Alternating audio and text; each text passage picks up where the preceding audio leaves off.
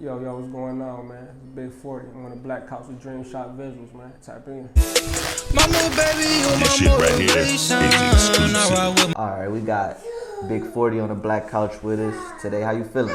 Man, I'm feeling good, man. What's going on? How you? For sure, I'm good. Let everybody know where you from. I'm from Cleveland, Ohio. Born and raised, down the way area. 63rd, Bunny Road. That's where I'm from, that's where I reside. So. What was life like over there for you coming up? My auntie and them stayed over there. So I used to visit for real most of the time. Then it ended up me always just being down there with them, her and her two boys. She had a daughter. My grandmother actually stayed in the building, a high-rise building down there. So I just always ended up down there. You know, it was fun for real. In the summertime, we had somebody bust the fire hydrants open. It'd be our swimming pool for real. We used to be out there thugging for real. Just cool vibes. You know, it's violence everywhere. You know, drugs everywhere, like any other hood. But it was really fun for me. It was a good experience, a good learning experience. I'm thankful to make it up out of there though, for real. Growing up in Cleveland, I know it get crazy. What would you say like your most traumatizing experience was coming up? It had to be my mother passing away, getting murdered in front of me. That had to be my most life-changing and the most dramatic thing that ever happened in my life, for real, that I experienced. It took a while for me to get over it though, but I don't know, it's just like, everybody go through their own thing. Everybody had their own trials and tribulations. Everybody had their own like things that happen in their life where they might not understand it, you know, but it'd be a purpose for everything. So, but everybody got their own purpose in life though, when things happen like where they might not know what it's for, but it, like everything happened for a reason for me. Like, and that reason, I ain't understand at the time, but like now as I'm getting older, I'm a father, you know, I'm needed in a lot of people's life. Like I just understand the role, you know, of certain things, and I understand why certain things happen to certain people, you know, it be for a reason. Like I ain't gonna be here forever. It might be a dramatic way I leave, or God forbid, but you know, just like everything happened for a reason with people. Like everything happened for a reason. I understand that now. Yeah. But that was just the most crazy thing that ever happened to me ever. Like. For sure. You said it was right in front of you. How old were you? 15 years old. 15. Visiting my cousin's house. For those who don't know what happened, I was visiting the cousin's house. I went over there, fell asleep over there. She come over there to get me the next day. I ain't even knowing she come to get me. She come up the stairs. I say, "What's up, Mom? What's up?" What's up? She go in the room. I go in the other room across the hall and go to sleep. Long story short, I hear a shot in my sleep. But you know, you hear something in your sleep. It's like, am I tripping? Like, you know, like a loud noise. Like, am I tripping? Like, so boom, I'm laying there, asleep. I hear the noise. I jump up. I instantly just run in the room. Like, you hear what the commotion is. So when I run in the room, you know, I see the scene. You know, she shot a shot in the head. She already on the ground. My siblings, you know, they screaming, and it's all types of shit going on at the time. So, you know, it was just like, it was just crazy to see your mother like that, you know. And you defenseless. You're just like, what do I do? You know, right. Where I go from here. Was the gunman still there, or? Yeah, everything was still going on while I was, you know, I just woke up to it, ran in the room, and I ran into a crazy scene, a horror scene. For sure. Did anybody say anything to you? Who was the gunman, if you don't mind speaking on that? I don't know. We still don't know. I think they had, you know, got out of some. I don't know. They had went down, got out for it. But right now, I don't know. You know, we just trying to keep moving forward for real.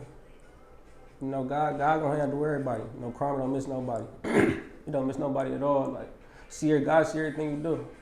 I really believe that. So, for those who did do that, or, you know, God ain't gonna miss you at all. If I don't get you, he gonna get you. So, for sure. So with that happening in front of you, did you like try to attack the gunman, or did you just stay back, or? It was about 3 or 4. It was just like, I was in shock. Like, you know, my first reaction wasn't to be like, let me just do this. Like, it was really a shock. Like, what do I do? Like, damn, like, I ain't never seen no shit like this. Like, if I'm 15 years old, I'm a baby, a kid. Like, I'm just now trying to do street, just go smoke, do this. And so it's like, from seeing that, like, real murder, like, it's like, damn, what do I never been in no situation like that to even say what I would have did. I want to know. Like, but my first reaction was to call the ambulance. Once they waited till they left, call the police, call the ambulance, get her to, you know, the closest hospital. You know, that happened in East Cleveland, Ohio. And with this happening, do you know where it came from? Like, was it an argument? Was it a robbery? Robbery gone wrong. She just in the wrong spot, wrong time. You know, robbery. They came her for somebody else. She ended up getting shot for it. Sad situation. So after that happening, how did your life change after everything happened? I moved with my grandparents, 15, 16, 17. When I turned 18, I just started traveling for real, going out of town. But from 15 through 18, I had swapped schools. Then I went with my grandparents, their daughter. Me and my brothers and sisters had to leave our current house, that was our mother house, and go with them. So my stepfather and my youngest sister stayed in the house we was in. We were just separated for real from her, so we really didn't grow up with her like that for real. She's 6, 7 now, so she really wasn't around us like that, let alone me, because I was doing my own thing for real. So I missed out on a lot for real. So you had a stepfather. Did he not want to be a part? Yeah, he did. It was just like legal issues, him getting custody, and then my grandparents wanted custody of us, and he not wanting to argue with them and take us. It was like, basically trying to, we ain't know what to do for real. It was like, might as well just stay with them, be with our grandparents, because I figured that's where our mother wanted us to be at, with our parents, and going to school and doing the right thing. So going through that, what's like some life advice you would give people? Whenever you're going through something, man, no matter what it is, if you in your deepest, darkest times, man, it ain't the end. And everything for a reason. Everything for a reason. You not having no food or everything for a reason. You trying to figure it out. You got 5 kids, you can't make it work. You ain't got no help. It's gonna happen for you. It's gonna happen for you. Just keep doing the right thing. Keep striving, keep grinding. Don't stop at all. Don't quit. All right, so let's go from you being your childhood or whatnot and transferring into a rapper. Have you always wanted to be a rapper? Not at all. I really ain't. I didn't like attention for real. I like to do little sneaky stuff. I ain't want to be in the front light. Or it's him, or that's him. Or I ain't want my face to be known when I walked in. Like, I just wanted to be low key by myself, chilling. Like, it just happened like that. Like after my mother passed, I dropped the song "Motivation," which everybody know about her. So when I dropped that, the city just gravitated to it once they found out the story and found out about me and how old I was. That's 15 years old doing this, like. Oh, you supporting me instantly, like, Cleveland don't support you like that, so it was an honor for them to even put me in that light for that amount of time and, respect what I had going on and understand my situation. It was crazy. It was a good experience. I had good experiences with the city, shows, and I was on high school tours, all that. Like, everything was a good experience, a great experience. I don't regret nothing. So you was 15 at the time the song dropped? Yeah, I was 15 years old, going on 16, going to Euclid High School. Dropped that and it just went crazy. I ain't expect that at all. It was just like I didn't know what else to do with my feelings. So that's another thing to the kids. Whatever you don't know what to do with your emotions, you want to go out and rob something, kill something, think you about to do it. Go work out, go do art, go rap, go do something with your energy. Go do something positive with that energy. Because at the end of the day, you ain't doing nothing but hurting yourself. And all you got at the end of the day is you. Nobody gonna help you all the time. So you gotta figure it out. Gotta grow up. You're gonna grow up if you ain't grown already, so it's like it's just coming, so be ready. So who was the person that introduced you to the studio? My cousin Trail, he actually took me to my first studio. It was in the basement. Matter of fact, he took me to an interview, and we were just smoking on the interview, talking. He was like, so what's your rap name? He was asking me just questions. I was like, I don't got no answers for him, because I'm not a rapper for it. I ain't got no song out. I ain't got a song recorded. So I just went to the studio with Trail, shout out to him. Shout out to him, like he really, I don't know, it's crazy. Like when he took me to the studio, I just fell in love. It was like something about the mic, something about the way my voice, hearing myself, like it was just the whole vibe. Like something I just fell in love with. I can just come in here and like express my feelings, express myself, express who I am. And can't nobody talk back to me and tell me what not to do. And I'm just talking to the mic, expressing everything, like telling them everything, giving them me. It was like the best feeling ever. So before you turned 15, what was like your life goal? What did you want to be if you know? I wanted to play basketball, like it's basically like what people like black people just like, is it a basketball, a rapper, or jail, or it's like it ain't really too much for us to do. So I really wanted to hoop for real, but that got cut short. I just stopped loving basketball. I just stopped, I don't know. I feel like that wasn't me. That was what my journey was in life. At like 14, 13, I knew that wasn't. I'm like, I ain't gonna be an NBA player. It's just something I like to do as a kid, It's just something I like to do. So I don't know. It was basketball definitely at first, but then after that, I was lost. I didn't know what I wanted to do. And then my mom happened at 15, so after that I was really lost. I'm like, what am I about to do now? I wanted to film school, college, all that shit. I didn't really think about it. Like I was just so unmotivated to go get up and do what I had to do. So when you first wrote that song, did you find like an instrumental on YouTube and just got the writing, or was you? Yeah, find the instrumental on YouTube. Shout out to Richie Beats. I found the beat. I actually fell asleep writing the beat. Writing the song to the beat. I'm writing the song. This one I was writing in my notebook and with a pencil. So I'm writing. I got it on the laptop. I'm just sitting there. I'm like, oh baby, I'm just rapping it. I'm like, no, balling it up. You feel me? Throwing the paper in the corner like the real just movie. Just like, so I'm like, damn, I don't like this. So I finally, feel me, got halfway down the page. I doze off. I wake up.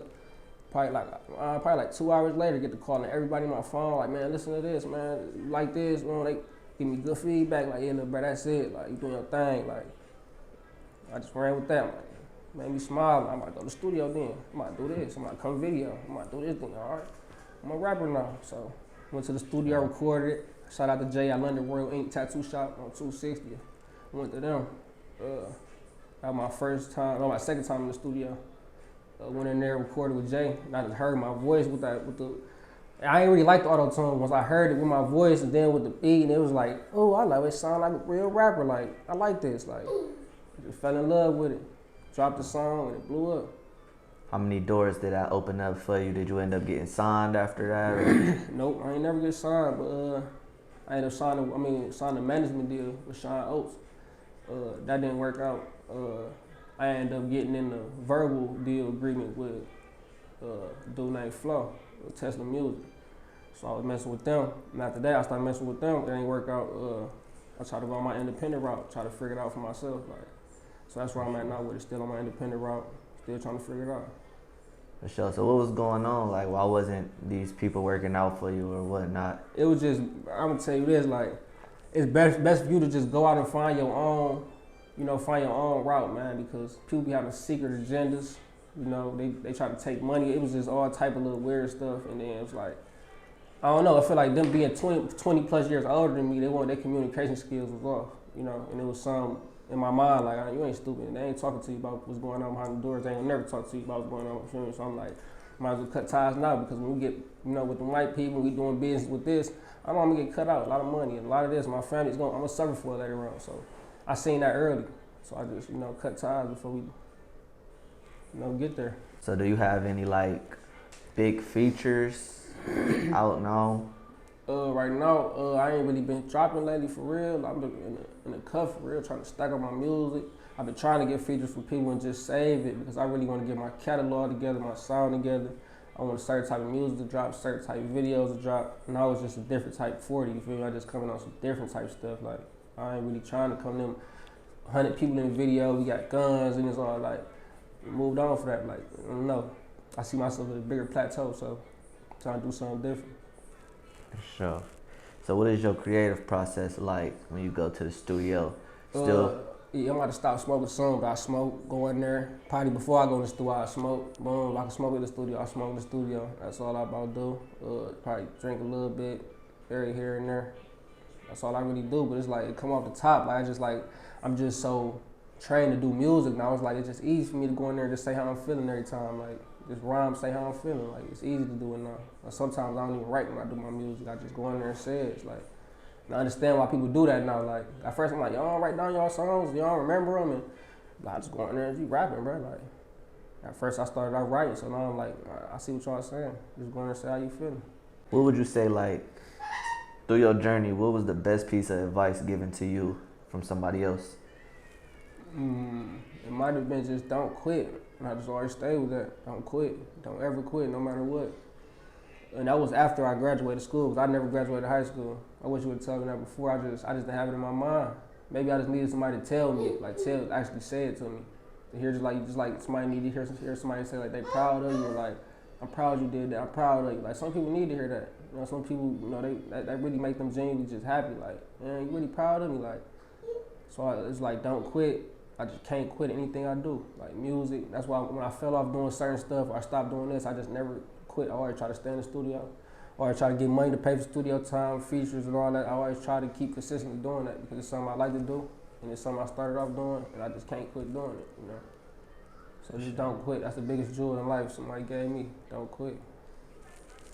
So what is like your day-to-day life now? Is it straight studio, hours in the studio, or are you trying to? studio. I've been traveling lately. I just left Atlanta, North Dakota. I just been everywhere trying to travel, network, get my music out here, talk to different people, sit down with different people. But now I'm back home for a while, so as of right now, I just been in the studio working with my son. You feel me? I just been chilling. I ain't really doing too much. For sure. Got a couple videos coming out, definitely though. I'm about to shoot a couple videos. Some more, you will see more interviews. More, you just gonna see me a lot. Start seeing me a lot. So what's like your networking process? How do you get to talk to all these different people, or how do you approach these different people? As me, genuine as I can. I try to send them the song, send them the music, see if they, hopefully they like, oh, this get with me. Other than that, I really just try to drop my music and hope, somebody see it, somebody, reach out, somebody, come rock with me. That's right now, I just been trying to figure it out for real. For sure. So what would you say keeps you like consistent with your music and everything? Like, what make you not give up for real? Because to be honest, it's a couple reasons. One, it be so many people that's getting on.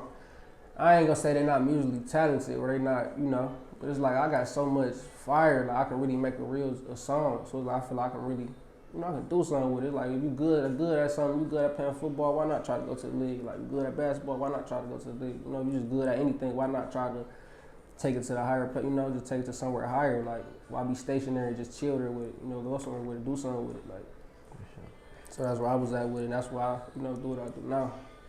For sure. So if you ever drop something and the views ain't where you want them to be, do that like get to you or? No, because I know everybody, watch other stuff they watching and there's other stuff that's going out, and it's like part of my fault because I stopped dropping. I stopped dropping music because I had to really drop back and figure out what I was doing with my music, with myself, my life. I had my son. And I was really trying to figure it out. When you're trying to figure it out, you ain't really focused on, a lot of other stuff. So I just want to focus on it like that. I want to drop it. So what can we expect from you in the near future? I got about 2 tapes coming out before the top of next February. Probably drop 2 tapes. A couple videos coming out. For sure gonna have a couple features. For sure gonna see features from me. You're gonna see a lot from me, man. You're gonna see a lot from me. I'm gonna drop a lot. It's gonna come at one time. So I hope y'all ready. For sure. Can you let us know who any of those features is that you got coming, or? I'm just gonna Ride Wave be one. I'm gonna say Ride Wave right now. There's a couple other ones, but Ride Wave, I'm gonna give y'all him. For sure, that's what's up. I feel like that'll be a banger, man. Yeah, right. All right, so where can the people, the fans, the supporters, where can everybody find you? Y'all can find me on Instagram, Twitter, Snapchat, whatever at BIG406300K. And that's on everything. That's on Instagram, that's on Facebook, that's on Snapchat, that's on everything. Big 40, 6300K. Get at me, follow me, like, subscribe to my YouTube, Big 40. I need more subscribers, so go subscribe, watch my videos, hit the subscribe button, please. So, rock with me.